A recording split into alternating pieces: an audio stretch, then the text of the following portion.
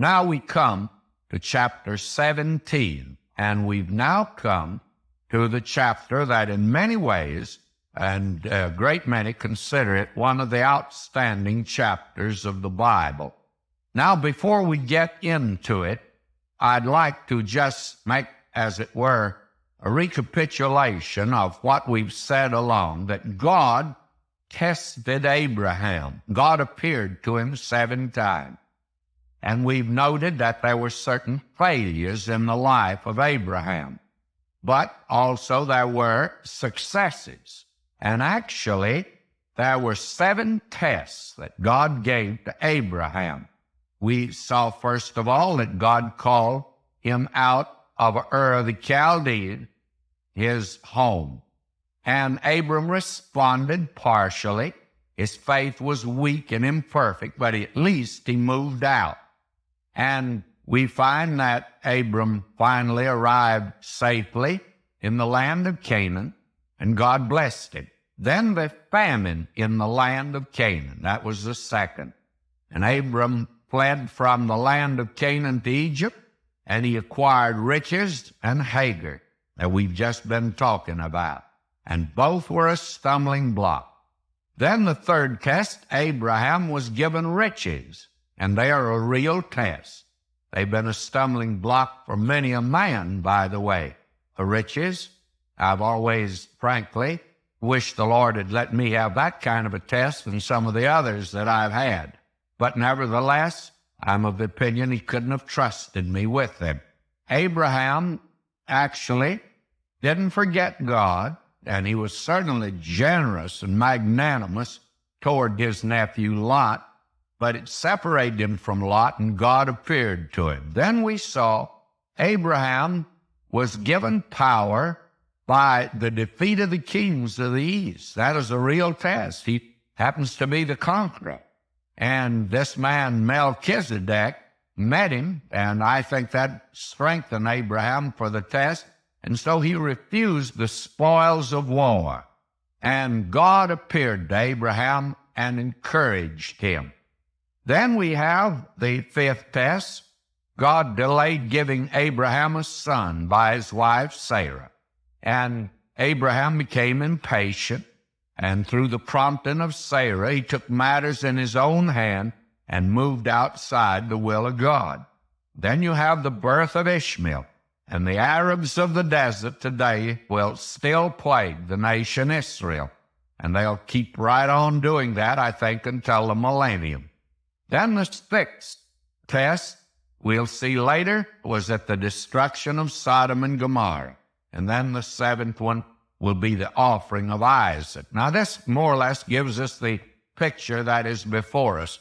Now, let's come back here to this 17th chapter, in view of the fact it's such a remarkable chapter, and as we've said, a great many actually feel that this is the outstanding chapter of the book of Genesis.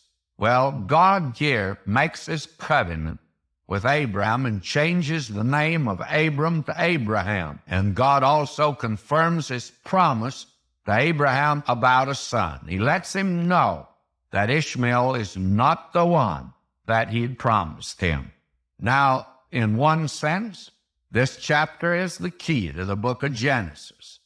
It actually may be a key to the entire Bible. God's covenant with Abraham concerns 2 important items here, a seed and a land. And God reveals himself to Abraham by a new name, El Shaddai, the Almighty God. And also he gives Abraham a new name. And I've been calling him first Abram and Abraham, but up to this point, actually, his name was Abram. Now it's changed to Abraham.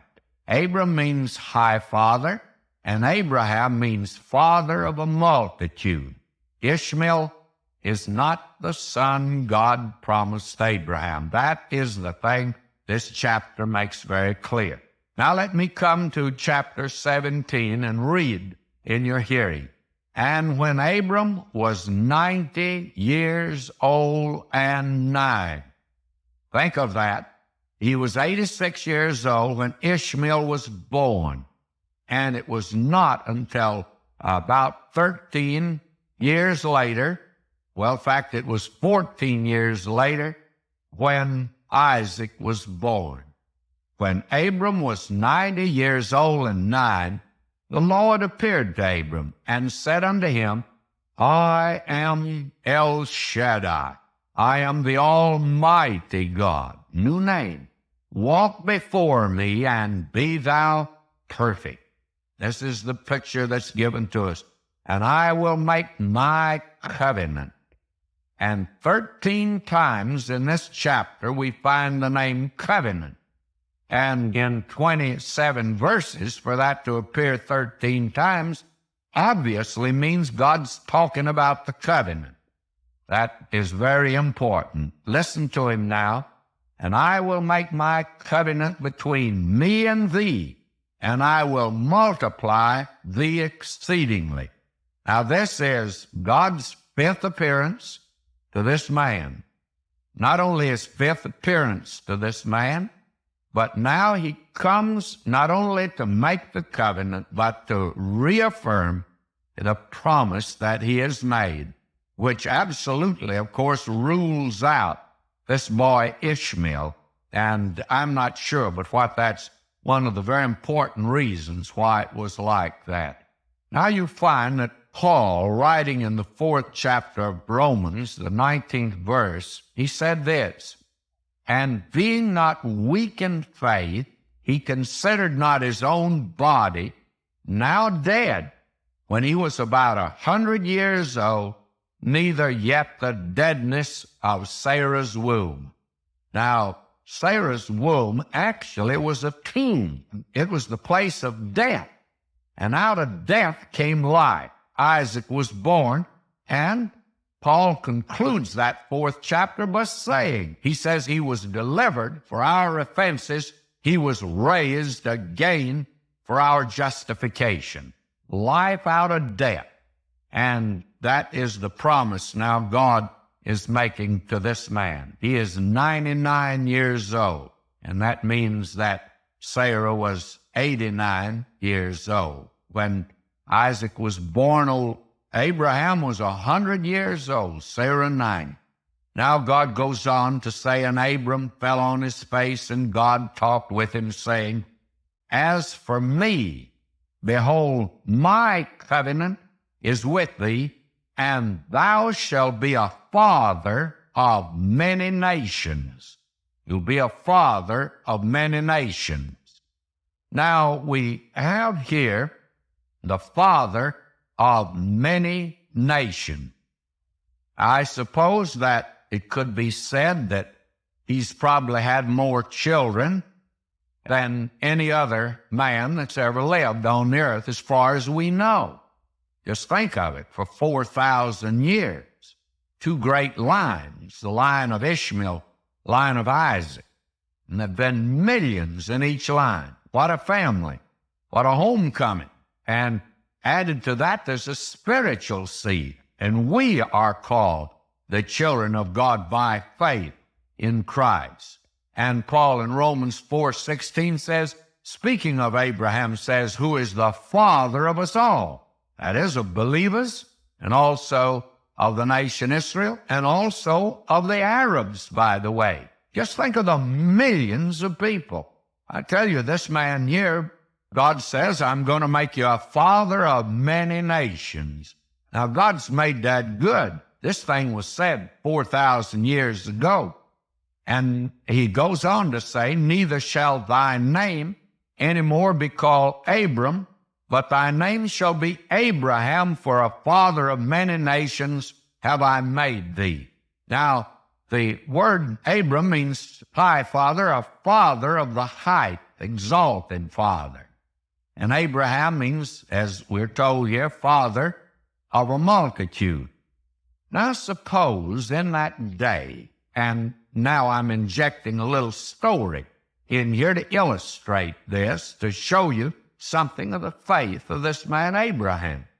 Now suppose one morning that Abraham and Sarah got up, and they were working around the tent, and all of a sudden out at their little oasis where they had a spring there at Hebron, and the well that he had there. Why, there appear a group of traders. They've come down from the north, and they are on the way down to Egypt. And they want to know if they can water their camels. And Abraham goes out to meet them. There was a great deal of hospitable people in that day, by the way. It's quite interesting. We speak of the caveman of way back yonder and how terrible he was. May I say to you that in that day, a stranger couldn't go through the country without somebody had opened their home and they would entertain him. If you came into Los Angeles, a stranger friend, and knew nobody, I don't know anybody to take you in. Frankly, I don't. And there are a lot of Christians in this area. Our culture is altogether different today, but we certainly lack the hospitality they had in that day. And Abraham went out to meet them, said, sure, help yourself. Said, I'll feed you stock. And would you like staying for a while? And they said, no, we're in a hurry to get down to Egypt. We're on a business trip. And one of the men says, my name is Allah. And the other one says, my name is Allah Baba. And they said, what's your name? He says, my name is Hi Father. And they said, my, boy or girl? And Abram said, well, I don't have any children. He said, you mean to tell me that you don't have any children? And your name is Abram? And he said, yes, my name is Abram. And so they laughed. They said, how in the world can you be a father and not have children?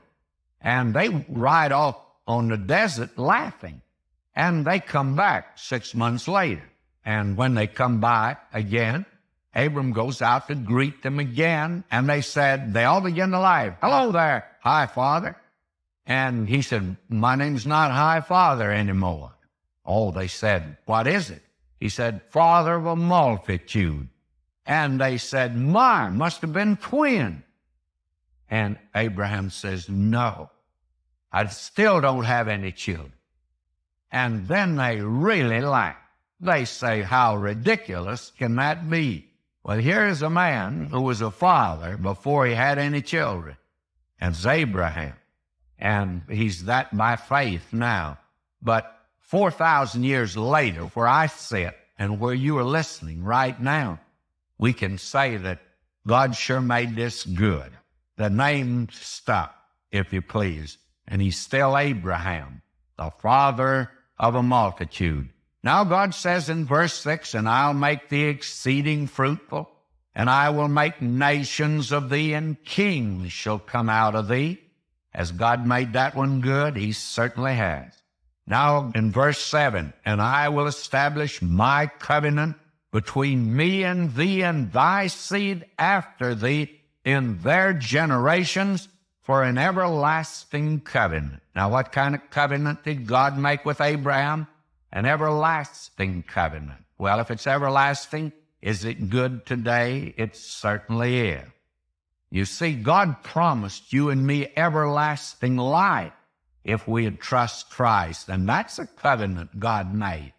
And my friend, if God's not going to make this one good he made to Abraham, you better look into yours again. But I have news for you. He's going to make yours good. But he's also going to make Abraham's good. But we'll have to wait next time to see this covenant. And now today, friends, we return back to the 17th chapter of the book of Genesis. If you have your Bible, will you turn there to the 8th verse? Now, last time, you'll recall, we said that the 17th chapter of the book of Genesis is the key chapter of the book. Some think of the Bible. At least it's an outstanding book. That is, this chapter is. And the thing that's important here is the covenant. 13 times the word covenant occurs. God makes this covenant here with Abraham. And there are two things that are in the covenant. God promised him a seed. He'd be the father of many nations. And second, he'd give him a land. Now we're looking at that last part. Verse 8, and I will give unto thee and to thy seed after thee the land wherein thou art a stranger, all the land of Canaan, for an everlasting possession, and I will be their God. And again, there's something that's important in this covenant. God tells him what he will do. God says, I will make thee exceeding fruitful. I'll make nations of thee. I will establish my covenant. I will give unto thee and thy seed, and I will give you this land for an everlasting possession. Now we notice the word everlasting before, and that means God has made a covenant with these people. That's an everlasting covenant, and since it is, it's not one that'll be easily broken. It's not one that's going to run out. God gave them an everlasting possession. Now, they have been in that land on 3 occasions. It's theirs. But the important thing is they only occupy it under certain conditions. And God, first of all, sent them down into the land of Egypt, and they were dispersed there, and that's where they became a nation. They went down a family, about 70, came out 1.5 million at least. And then they were put out at the Babylonian captivity because they went into idolatry, were not witnessing for God. Then we find that they went out again in 70 A.D. After they had rejected their Messiah. They went out of that land, and actually they've never been back. 3 times God predicted they'd be put out of the land. 3 times he said they'd be returned. They've been returned twice. When they're returned the next time, I take it that it means that they'll never go out of it again, at least. That's when the millennium takes place, is when God gathers them and brings them back in the land. I do not consider the present return to the land a fulfillment. I rather regard anyone that makes that statement dealing with sensationalism, and there's so much of that in prophecy today, an attempt to make it very sensational. Well, it's sensational enough if you just take it as it is. But the important thing is we ought not to be adding to it or have God say something he didn't say at all. Now in verse 9, and I'm reading, and God said unto Abraham, Thou shalt keep my covenant. Therefore thou and thy seed after thee in their generation. This is my covenant, which ye shall keep between me and you and thy seed after thee. Every man-child among you shall be circumcised. Now that's the badge of the covenant. They didn't do this in order to become a member of the covenant. They did this because they had the covenant from God.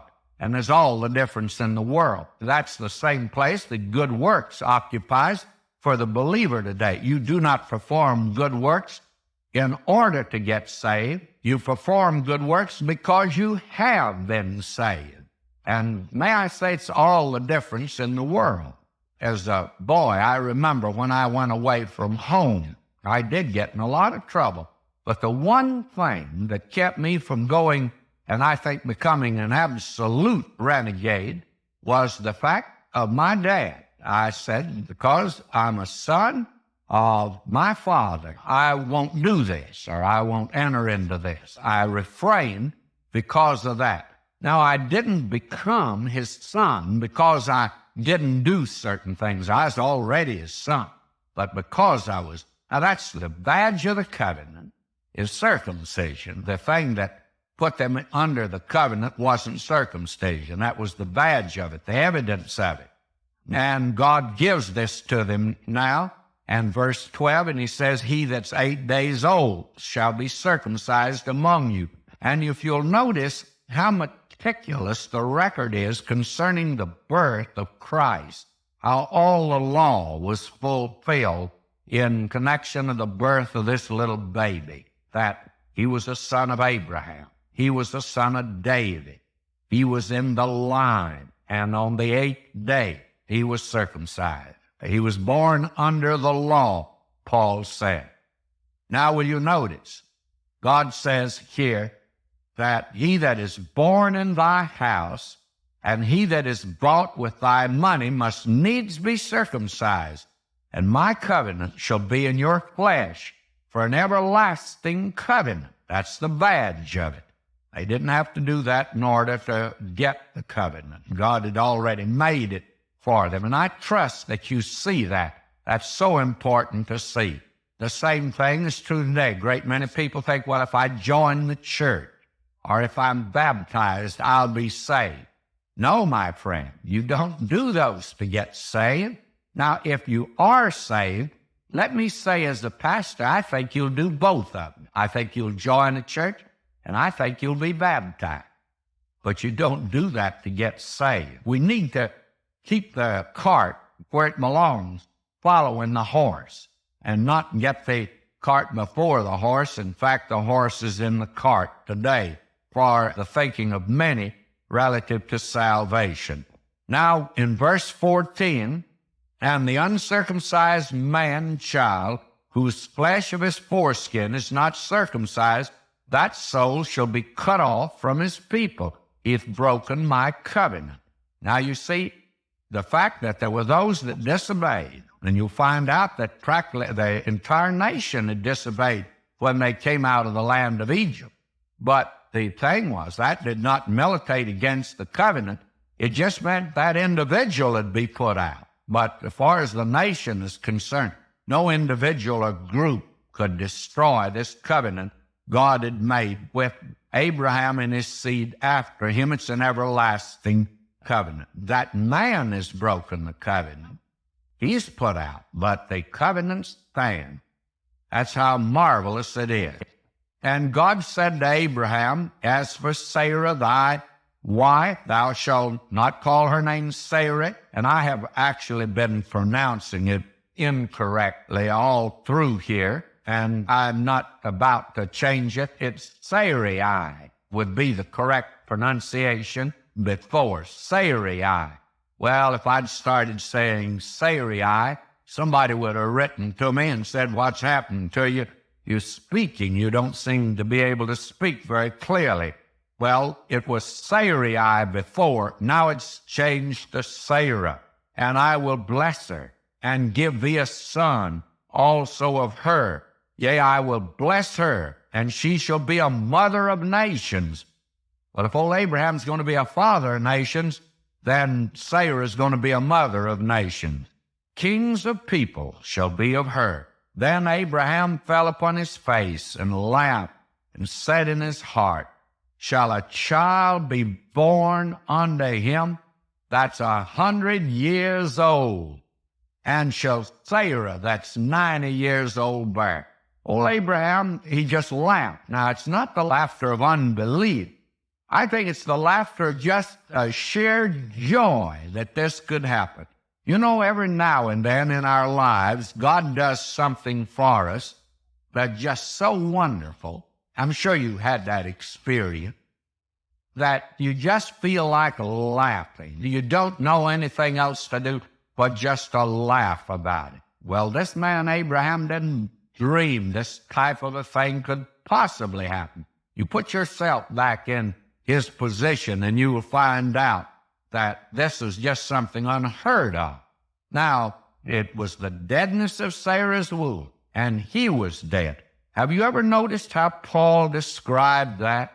I think I should turn to Romans 4 right now and share this with you. Verse 17, as it is written, I've made thee a father of many nations, before him whom he believed, even God who quickeneth the dead, calleth those things which be not as though they were, who against hope believed in hope, that he might become the father of many nations, according to that which was spoken, so shall thy seed be. And being not weak in faith, he considered not his own body now dead, when he was about 100 years old, neither yet the deadness of Sarah's womb. He staggered not at the promise of God through unbelief, but was strong in faith, giving glory to God, and being fully persuaded that what he had promised, he was able also to perform, and therefore it was imputed unto him for righteousness. You see, Abraham believing God, and he just absolutely is overwhelmed by the wonder and the goodness of God. But then all of a sudden, a thought comes to him, and it's like an arrow to his heart. You know what? He thinks of a little boy that's hid by the name of Ishmael. Let me read verse 18 now of Genesis 17. And Abraham said unto God, "Oh, that Ishmael might live before thee." Abraham is saying now, "Oh, Lord, this little fella that's been growing up in my home, he's attached to him." He was 14 years old when Abraham sent him out. And you'll find he sends him out a little later on. And the boy was 14 years old. And I don't think Abraham ever saw him again.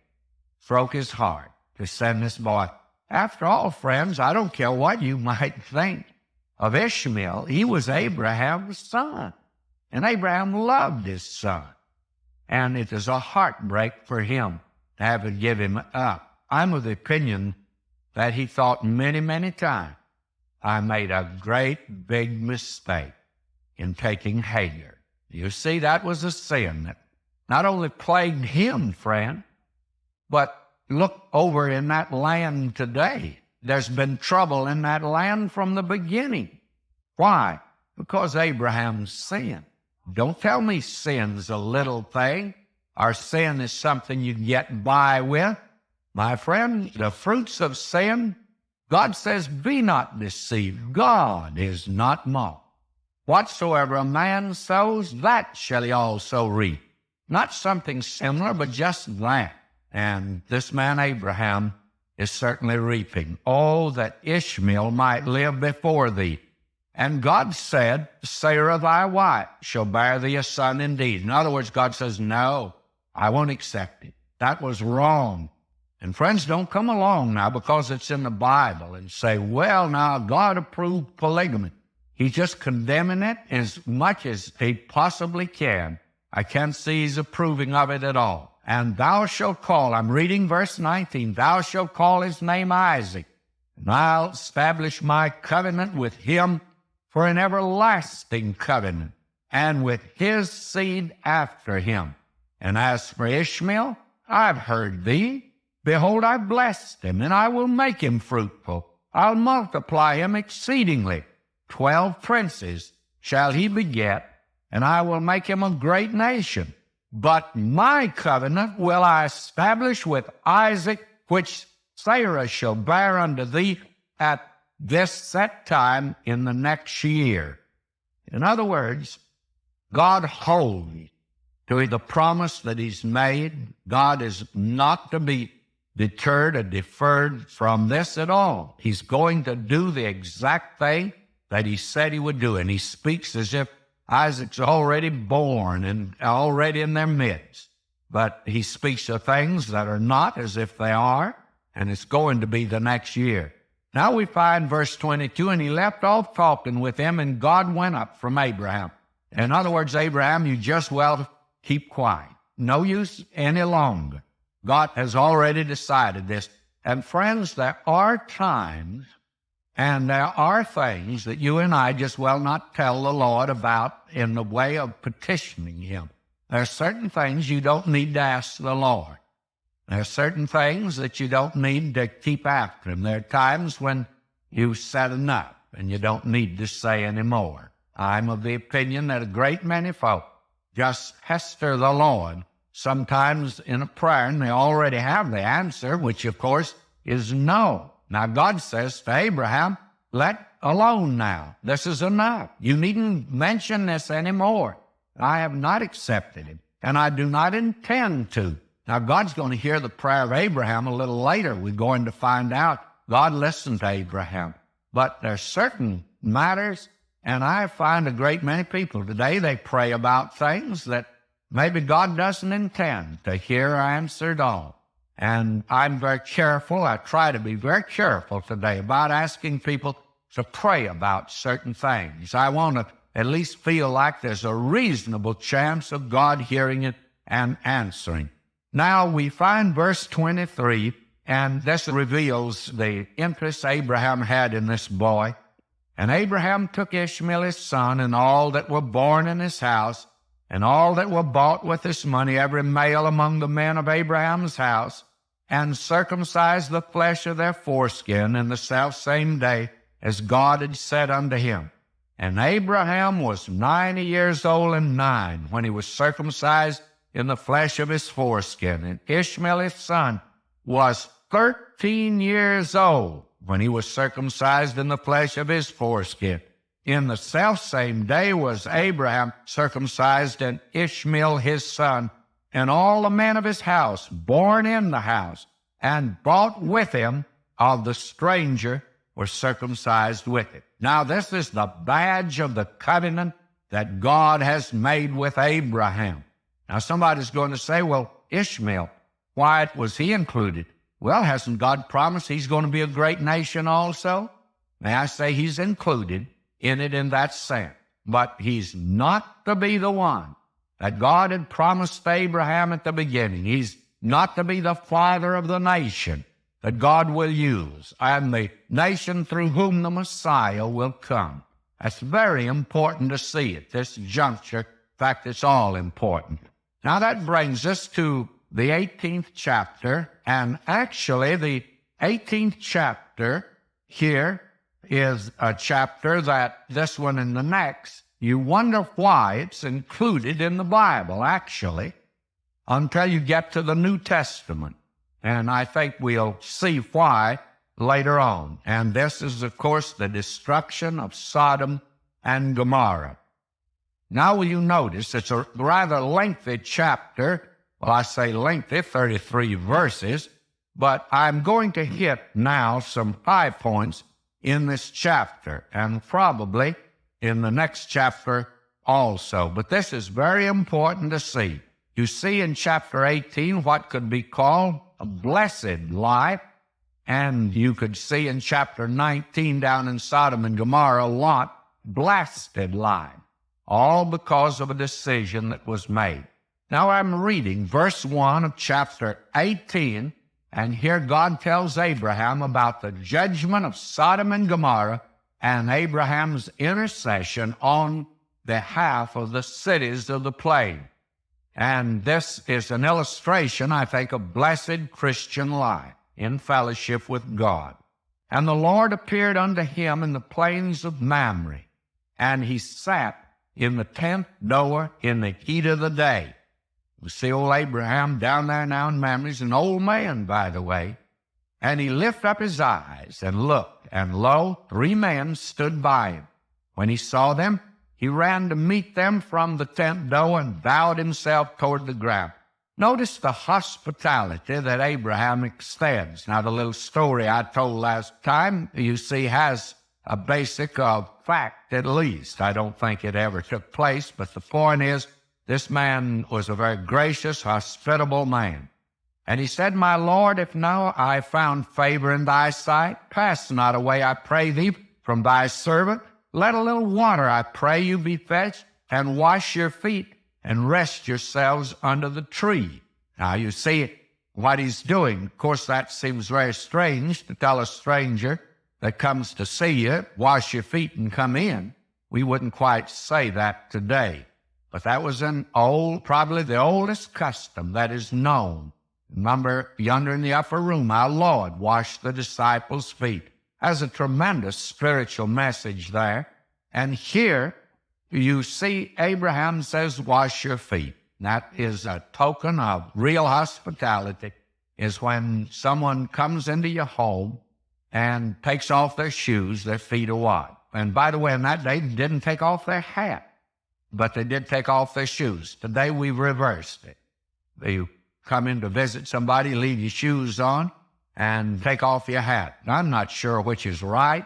I like the idea myself of taking off shoes. I like to go in summertime barefooted. I wish it were possible. When I'm out in the Hawaiian Islands, I put my shoes up and I wear these little thongs about and go barefooted as much as possible. I don't even put my shoes back on the whole time I'm there. I'd love to go barefoot. I think this was a great custom. It sure made you feel at home to take off your shoes and wash your feet and rest yourself under the tree. Abraham's really entertaining them royally. And he says, I'll fetch a morsel of bread and comfort ye your hearts. After that ye shall pass on, for therefore ye come to your servant. And they said, So do, as thou hast said. And Abraham hastened unto the tent unto Sarah and said, Make ready quickly 3 measures of fine meal, knead it, and make cakes upon the herd. And Abraham ran unto the herd, fetched a calf, tender and good, gave it unto a young man. He hasted to dress it. And he took butter and milk and the calf which he had dressed, set it before them, and he stood by them under the tree, and they did eat. Isn't that a marvelous way of entertaining in such a royal way? But we'll have to leave off there, and we'll join Abraham's party next time. Now, if you have the note and outlines that we send out, follow along with us. We're in the 18th chapter of the book of Genesis. And as we said last time, as we entered this chapter, it seems that chapter 18 and 19 are rather detached from the story of Abraham. You wonder why it's put in here. But it actually is very important in many ways, which we'll have to reserve for a later date to talk about. But we find in chapter 18, we're with Abraham, and we see here a picture of what a blessed Christian life could be. And then in chapter 19, you can see actually, when we go down to Sodom and join Lot down there, what a blasted Christian life is. And unfortunately, we have today both kinds among Christians. There are those today that have made really shipwreck of their lives. They have gotten entirely out of the will of God. And I wouldn't even suggest for a moment they've lost their salvation, but they sure lost everything else. And as Paul says, that they are saved so as by fire. Now, will you notice that we are with Abraham, and he's entertaining guests. We left off last time with Abraham having prepared a sumptuous bounty. He took a little calf. A servant killed it and prepared it, and the chef cooked it up, and they had veal steaks, or veal roast, I imagine, and all the trimmings that went with it. They had, we're told here, butter and milk. My, it was a real feast. And these 3 guests Abraham entertains. And then we find that these guests are royal guests. Later on, we'll find out in the New Testament that it's suggested to us that some have entertained angels unawares. That was Abraham. He didn't know who he was really entertaining.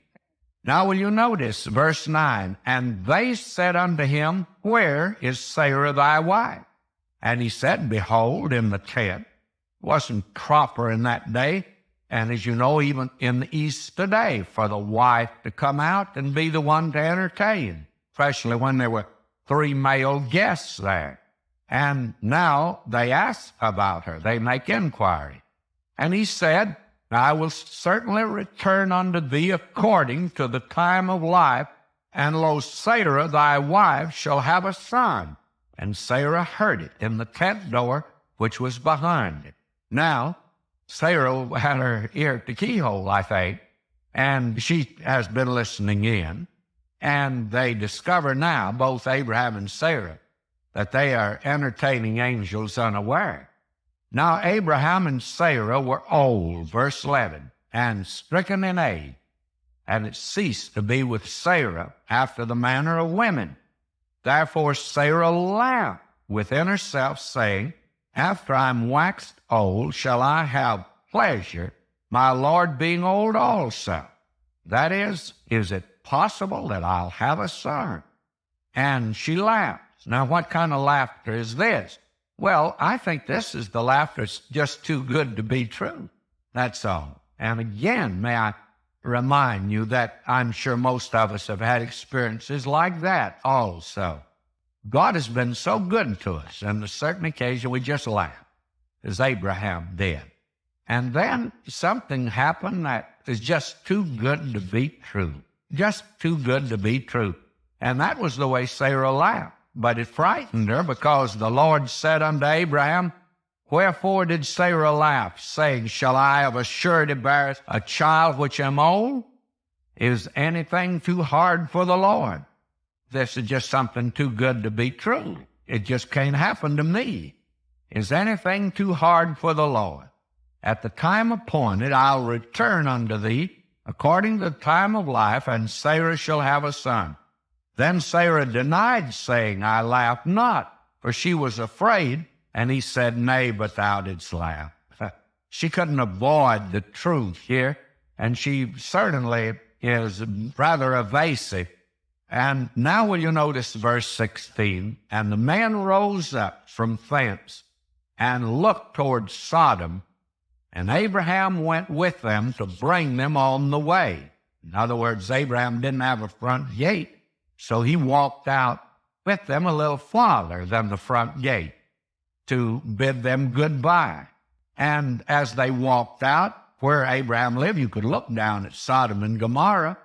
I know that when we were in that land, it was amazing to me on a clear day how far you could see. That is, you can see from Jerusalem to Bethlehem, and from the ruins of old Samaria, you can see to Jerusalem, and you can see the Mediterranean Sea, and you can see the Sea of Galilee, and you can see Mount Hermon most any place. Tremendous. Now, the thing that is taking place here, Abraham walked out a ways with these guests, and they see Sodom and Gomorrah, great resorts of that day. And it must have been a very delightful place to be, a beautiful place. Now, will you notice?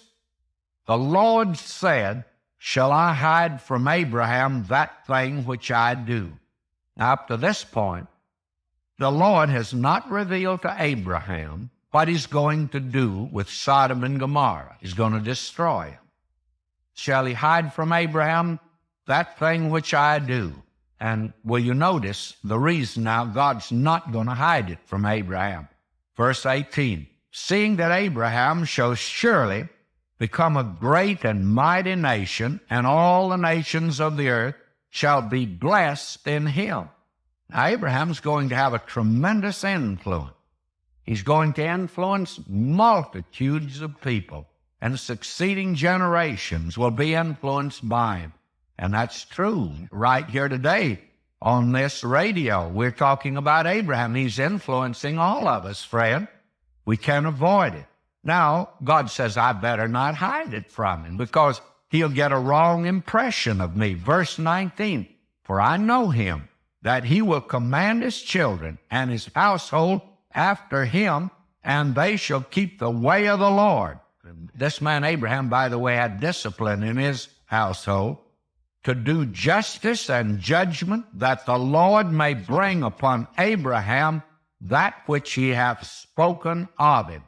Now, he said, I better tell Abraham. And the Lord said, Because the cry of Sodom and Gomorrah is great, and because their sin is very grievous, I'll go down now and see whether they've done altogether according to the cry of it, which is come unto me, and if not, I will know. In other words, God is saying now to Abraham, Abraham, I know the situation there, but I'm going down to investigate. And God never does anything hurriedly or hastily. And I'm going to destroy the city. It's a good thing God told Abraham this, because Abraham would have got a wrong impression of God, and that is that God was rather dictatorial, vindictive, and that he was one that apparently showed no mercy at all or consideration of those that were his. Abraham would have really had a distorted and warped view of God. And so what happened was that God lets him know now what he's going to do. And Abraham has a time now to turn this over in his mind. And it's a good thing God told him, because he did have a wrong idea of God and of Sodom and Gomorrah. He was wrong about many things. And that's one of the reasons that God is telling us as much as he tells us. A lot of things that he doesn't tell us, but he's told us enough. Though a man be a fool and a wayfaring man, he needn't err therein. Now will you notice what happened? The men turned their faces from thence and went towards Sodom, but Abraham stood yet before the Lord. Abraham is now waiting before the Lord. And Abraham drew near and said, Wilt thou also destroy the righteous with the wicked? And what was the first thing that entered his mind? The first thing entered his mind, of course, was Lot. He'd rescued him once. Now he's in danger down there. And he's wondering, I think he'd wondered about Lot and his relationship to God many times. But he at least believes he's a saved man. And he's asking God, what about the righteous? And after all, Abraham, I think, would have told you that there were many people, he thought, in the city of Sodom that were saved. And he couldn't understand God wanting to destroy, or that he would destroy the righteous with the wicked. What a picture we have here. He says, Peradventure there be 50 righteous within the city. Wilt thou also destroy and not spare the place for the 50 righteous that are therein? Now Abraham begins with 50. He says to the Lord, Lord, suppose there are 50 righteous down there in Sodom. Would you destroy the city if there were 50 righteous? And you know that it's quite interesting. Will you notice this? He keeps on. That be far from thee to do after this manner, to slay the righteous with the wicked, and that the righteous should be as the wicked, that be far from thee. Listen to him. Shall not the judge of all the earth do right? Then may I say that's still a question that many people ask. Shall not the judge of all the earth do right? And there's an answer to it. The rest of the Bible testifies to the fact that the judge of all the earth always does right. Now, whatever God does is right. And if you don't think he's right, the trouble is not with God. The trouble is with you and your thinking. You're thinking wrong. You don't have all the facts. You do not know all of the details. If you did, you'd know that the judge of all the earth does right. We are wrong. He's right. And the Lord said, if I find in Sodom 50 righteous within the city, then I will spare all the place for their sake. And Abraham thought that over. And Abraham answered and said, Behold now, I've taken upon me to speak unto the Lord, which am but dust and ashes. Peradventure there shall lack 5 of the 50 righteous. In other words, he says, if there are 45 there, would you destroy the city for 45? And God told him, if I find there 40 and 5, I'll not destroy it. And this makes the man a little bit bold. And he said unto him, again, he says, suppose there are 40. And the very interesting thing is, God says, I won't destroy it for 40. And Abraham keeps on bringing him down. He says, how about 30?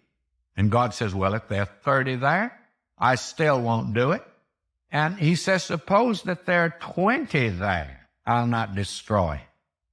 And, well, Abraham's overwhelmed now, and he takes another plunge. He says, suppose there are 10 there. Would you destroy it if there are 10?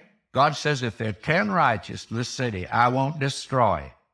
And we're told at this point, and the Lord went his way as soon as he had left communion with Abraham, and Abraham returned to his place. Now the question arises, why didn't he come on down below 10?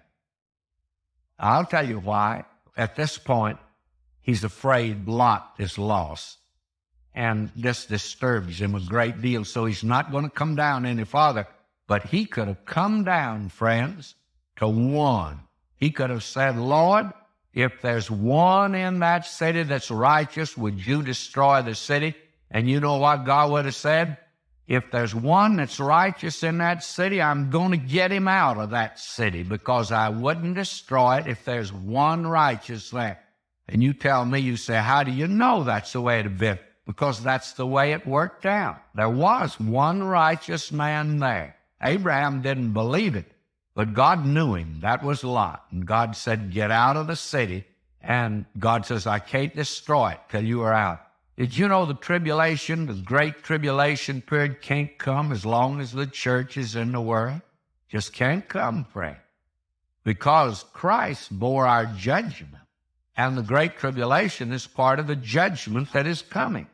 And that's the reason that the church can go. This is a picture of it. This is a glorious picture, if you please. And believe me, as we're going to see, Sodom and Gomorrah are a picture of the world.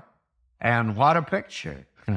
And what a condition the world's in today, very much like Sodom and Gomorrah. And that does not mean, friends, the Lord's going to come tomorrow, because I don't know and no one else knows, but he could come tomorrow, and this certainly would be in keeping with the condition and the carrying out of the picture that is here.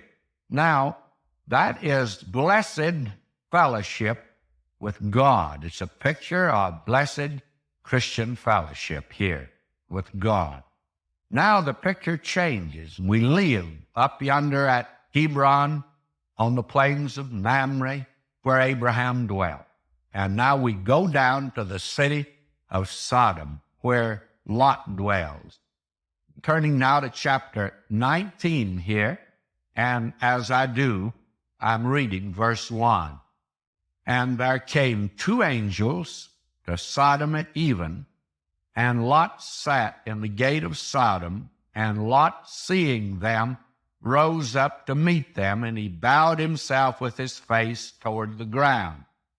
Now these two angels visit Lot in Sodom, and they announce judgment. They warn Lot to escape.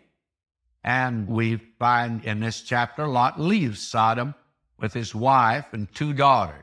And then we have the destruction of Sodom and Gomorrah, and Lot's wife turns to a pillow of salt. And then we have Lot's awful sin.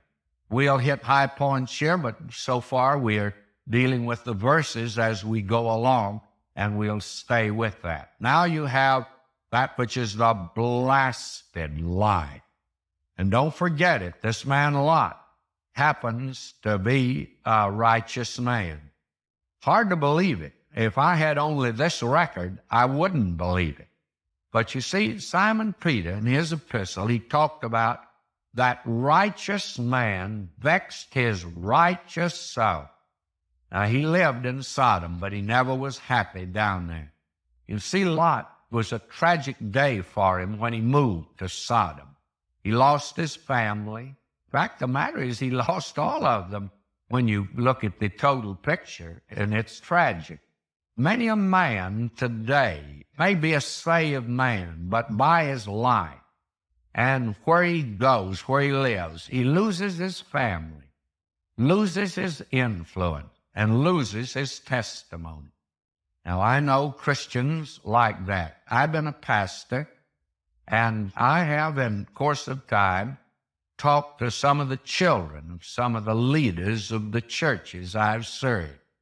Hasn't been too long ago that the son of a leader of the church that I served said all he was doing was waiting for his dad to die in order to repudiate everything. He thought the whole thing was phony, that the Christian life was, and all he could see was hypocrisy and everything. All he was doing, of course, was telling about his home. What a phony his dad must be. And he's lost his son. He's lost his influence, I can assure you, in other places. But I wouldn't question his salvation. I think the man trusts Christ. But by his life, it's rather a phony sort of a life. Poor Lot, how tragic this is. Now let's look at this. And this is a sordid chapter. We get two of them in the book of Genesis that are really sordid. This is one of them. Now I'll read on. Verse 2, and he said, behold now, my lords, turn in, I pray you, into your servant's house, tarry all night, and wash your feet. These men must have had dirty feet. And, of course, if you'd walk from the plains of Mamre down to Sodom with just nothing on but sandals, your feet would need washing also. But again, I call your attention to the custom of that day, which was practiced by those that extended hospitality to strangers. And he says to them, ye shall rise up early and go on your way. Now, Lot was sitting in the gate of Sodom, and I can't let that go by without calling attention to the fact that the ones who sat in the gate of a city were the judges. Now, this man Lot not only had moved to Sodom, but he got into politics down there, and here he is, a petty judge sitting in the gate. But he's a hospitable man. When these strangers came in, he invited them to his home, and they came in. And they, at first, though, were reluctant. They said, nay, but we'll abide in the street all night. We'll just stay outside.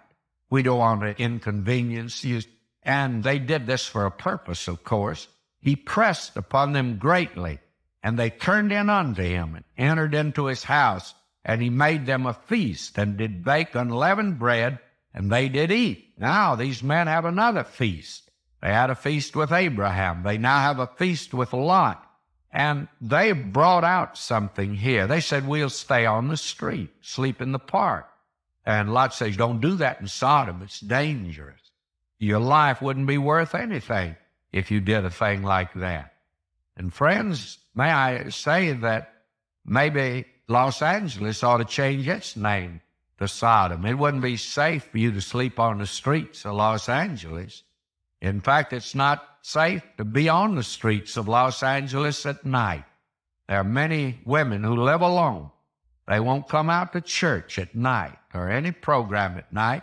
One dear saint of God told me, she said, I just lock my door at Brother McGee, and I do not open that door until the next morning at daylight. Says it's not safe in my neighborhood to even walk.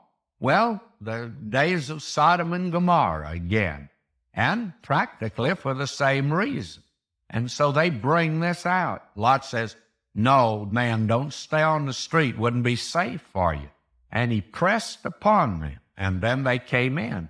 Now notice this awful thing, verse 4. But before they lay down, the men of the city, even the men of Sodom, compassed the house round both old and young, all the people from every quarter. And they called unto Lot and said unto him, where are the men which came into thee this night? Bring them out unto us that we may know them. May I say this is a sickening scene. To me, this reveals the degradation of this city, the city of Sodom. And this is the name that's been put on that sin from that day to this, Sodom. Now, there was no attempt made, apparently, in the city of Sodom to have a church for this crowd and tell them that they're all right in spite of the fact that they practice this thing. May I say to you that the Word of God is specific on this, and you can't tone it down. This is an awful sin. Now we're going to see what happens at the home of Lot in the city of Sodom that night. We'll have to wait till next time. If you have your Bible, and we'll turn there to Genesis 19, we are going to pick up at verse 6. Now, this is the chapter in which we see what we have called an example of blasted Christian life. This is an evidence of what today could happen to many believers, and it does happen to many believers. This man Lot had gone down into the city of Sodom. He did not realize it was the kind of a city that it was. I'm sure of that. But he got down there and found out that perversion was the order of the day. And he brought up his children, his sons and his daughters, in that atmosphere. Now, when he looked down there, and you will recall we saw that he pitched his tent towards Sodom, he looked down there, he saw the lovely streets and boulevards and parks and public buildings and the folk on the outside, but he did not see what they really were. Now, the sin of this city is so great that God is going to judge it. God is going to destroy the city. Now let's draw a pretty sharp line here. There is today a gray area where there is a new attitude towards sin today. And it's not really as black as we once thought it was. And the church today is compromised till it's even pitiful. Right now, the press is reporting in Southern California that we have a church made up of those that are homosexuals. And the pastor of the church, lo and behold, is also one. They all admit it. Now, may I say to you, the lesson of Sodom and Gomorrah is a lesson for this generation. Now, God's not accepting this kind of a church. The idea seems to be today that you can become a child of God and you can continue on in sin. God says that's impossible. You cannot do that. And this city of Sodom is an example of that you cannot continue in sin. Paul asked the question, shall we continue in sin? And the answer is, God forbid, or let it not be. Paul says that's impossible. And it's this idea today that you can be a Christian and go on in sin is a tremendous mistake, and especially make light of it as I judge it's being made in this particular case. Now, that's what they were doing in Sodom and Gomorrah. Now, God destroyed these cities. Now, don't say we have a primitive view of God here and we have a better one today, because even after all, Jesus received sinners. He sure did. But when he got through with them, he had changed them. The harlot that came to him was no longer in that business. When she came to God, she changed. That's the thing that happened to other sinners. A publican came to him, and he left the seat of custom. He gave up that which was crooked, and he came to the Lord. I tell you, my friend, if you come to Christ, and I don't care what this generation is saying, and I recognize there'll be a great many people write and explain to me that we're living in a new day and I need to wake up. Well, my friend, we are living in a new day, but it just happens to be Sodom and Gomorrah all over again. Now, I begin reading at verse 6, and probably I should do it without comment. And Lot went out at the door unto them and shut the door after him. Now, the men of Sodom were outside the door, asking that these guests that he had, that they be turned out to them. Verse 7, and said, I pray you, brethren, do not so wickedly. That's the way Lot looked at it, and he'd been down there a long time, and it wasn't new morality to him, just old sin. Verse 8, behold now, I have 2 daughters, which have not known man. Let me, I pray you, bring them out unto you, and do ye to them as good is in your eyes. Only unto these men do nothing, for therefore came they under the shadow of my roof. When a man entertained a guest, in that day he was responsible for him. And the thing was that he was willing to make this kind of a sacrifice to protect them. And they said, this is what that crowd outside, stand back. And they said again, this one fellow came in to sojourn, he'll needs be a judge. You see, Lot was advancing in the political area there. Now will we deal worse with thee than with them. And they pressed sore upon the man, even Lot, and came near to break the door. But the man put forth their hand, pulled Lot into the house to them, and shut to the door.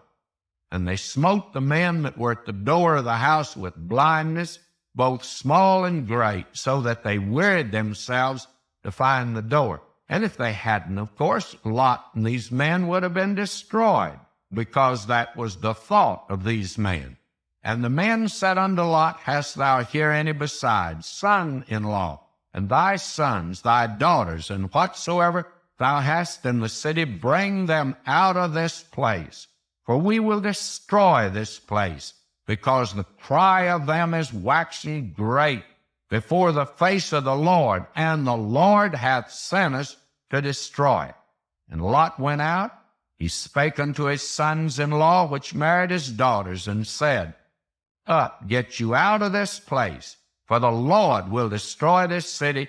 But he seemed as one that mocked unto his sons-in-law. Now this man Lot here is in a very bad situation.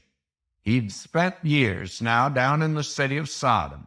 He'd learned to tolerate this sort of thing, although he calls it wickedness. And he saw his sons and daughters grow up, and they apparently married among the people of that day. And when the time came, and Lot got this word from the Lord to leave the city, he went to his sons-in-law and he said, Let's get out of here. God will destroy this city. And they laughed at him. They ridiculed him. I suppose they knew that the week before he had invested a little money in real estate there. And they said, We know you. You are wrapped up in the city of Sodom. This is your home. You have apparently applauded these things and approved of them. Do you see this man out of the will of God in this place? There's no witness for God. He didn't win anybody in this city. And when you go down to their level, friends, you don't win them today either. And that's being demonstrated, I think, in this hour. Now, this man Lot, frankly, I would have agreed with Abraham that he wasn't saved. But you remember Peter in 2 Peter 2, 6 and 8 says, This righteous man vexed his righteous soul. I tell you, he never enjoyed it down there. Now, he's going to leave the city. Can't get anyone to leave with him except his wife and 2 single daughters. When the morning arose, then the angels hastened Lot, saying, Arise, take thy wife and thy 2 daughters, which are here, lest thou be consumed in the iniquity of the city. And while he lingered, the man laid hold upon his hand, from the hand of his wife, from the hand of his 2 daughters, the Lord being merciful unto him. You see, here's a man that was God's man in spite of everything. And if I only had the book of Genesis, I'm not sure I would believe that Lot was saved. I agree with Abraham. But since Peter calls him a righteous man, and this man had become that way because he had followed Abraham, he believed God, and he had offered the sacrifices. And the Lord being merciful unto him, God had extended mercy to him, and he believes God, and he gets out of the city. Now, it came to pass, when they had brought them forth abroad, that he said, Escape for thy life, look not behind thee, neither stay thou in all the plain, escape to the mountain, lest thou be consumed. And even Lot didn't want to leave. Lot said unto them, Oh, not so, my Lord. Behold, now thy servant hath found grace in thy sight. Thou hast magnified thy mercy, which thou hast showed unto me in saving my life. And I cannot escape to the mountain, lest some evil take me and I die. He'd get out of the city, but he couldn't make it to the mountain. And now he says, Behold, now this city is near to flee unto, in a little place called Zoar. And that's where he went. You see, he came out of Sodom, but this man didn't come clean even out of that. And of course, he got in a great deal of trouble at that particular time. Now, God destroyed the city of Sodom. And we're told 2 things here, one concerning his wife and the other concerning his daughters. The one concerning his wife is that he looked back from behind him, and she became a pillar of salt. Now, that, I think, has been greatly misunderstood. Why in the world did Ms. Lot turn and look back?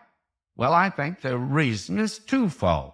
She turned and looked back, first of all, because she did not want to leave Sodom. She loved Sodom. She loved Lot, too, but it was a lot of Sodom that she loved. And she didn't want to leave. I think she was a member of the country club, the sewing club, and the Shakespeare club.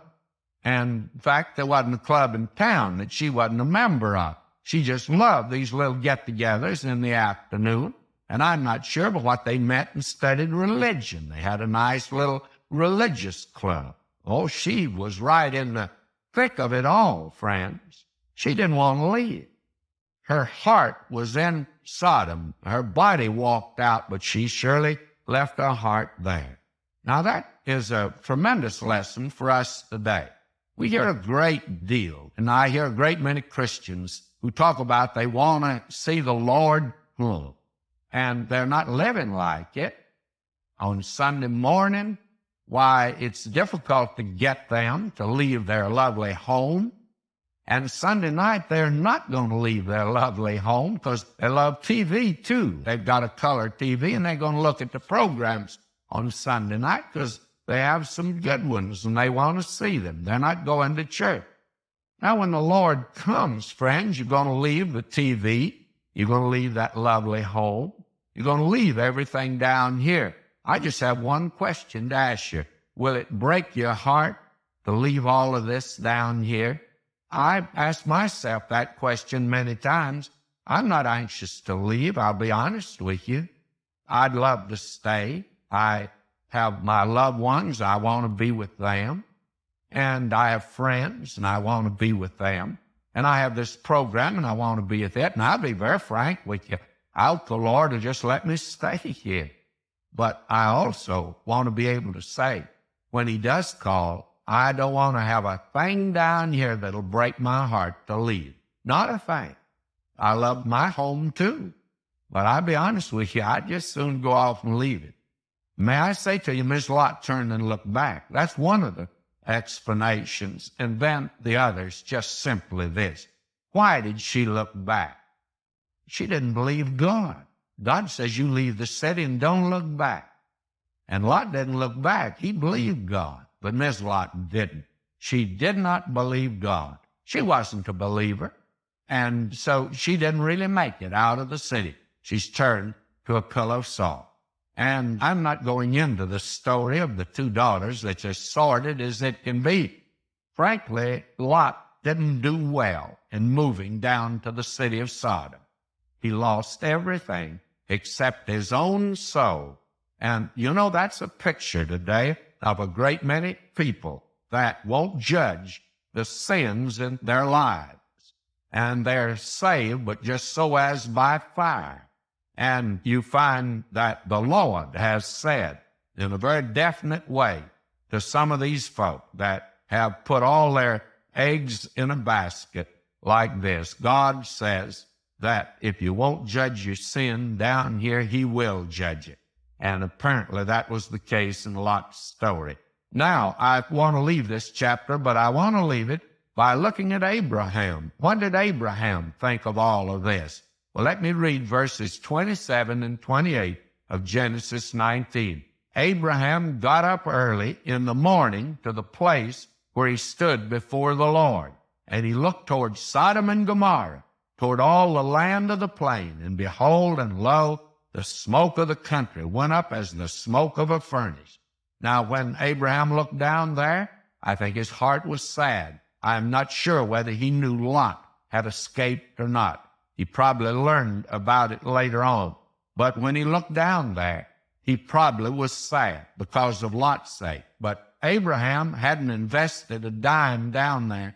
And when judgment came, it didn't disturb him one whit because he wasn't in love with the things of Sodom and the things of the world. You remember what we're told today? Love not the world, neither the things that are in the world. I have a message that I give periodically, and the title of it is Sightseeing in Sodom. And I attempt to look at Sodom through the eyes of Lot himself. And he sure had a wrong view of it. And Mrs. Lot, she fell in love with it. And then the view of Abraham. You can sightsee in Sodom with Abraham. He lost nothing down there. Or you can go through Sodom with the Lord and see it as He sees it. And it's too bad that the church is not looking at the sin of sodomy. I don't think it's any greater today than it's been in the past. But there is today a tremendous percentage of our population that are homosexuals, engaged in perversion. And today we speak of it in a more candid manner than we ever did. In fact, what I'm saying right now, 10 years ago, I might not have said on the radio. But this is something today that's right in our midst. Now, what's to be the attitude of the Christian toward it? Well, even Lot in his day, he said, you're doing wickedly. And God judged it. Isn't that enough for the child of God to know you can't compromise with this type of thing? This is a sin. And to indulge in it. And then to say, well, this is a sickness. The same thing said about the alcoholic. Sure, he's sick. Of course he's sick. But what made him take that first drink and continue to drink until he became sick? Sin did it, friends.